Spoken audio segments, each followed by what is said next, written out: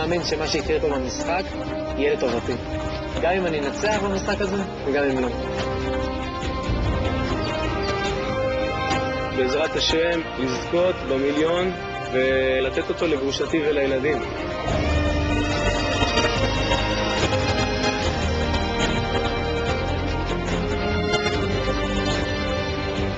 הספר שאני הכי אוהבת זה החוק. אני מגיעה להישרדות, פשוט לחיות את הספר שלי, פשוט ככה.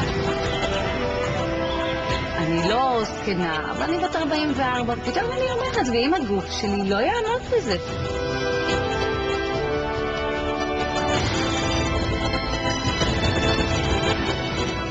לכולנו יש חסרונות. את החיסרון שלי רואים, יש את אלה שנכנעים לחיי המסכנות, ויש אנשים כמוני שמחליטים שהם מפה, יש הזדמנות חדשה.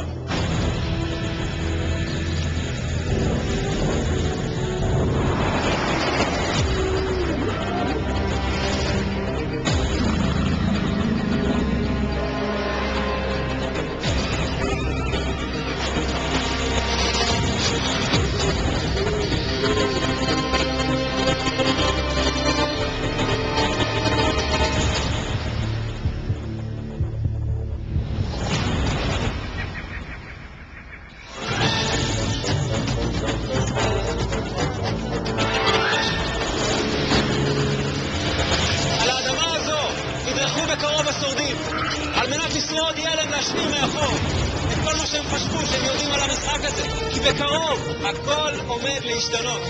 52 יום, 25 מתמודדים, רק אחד שורד.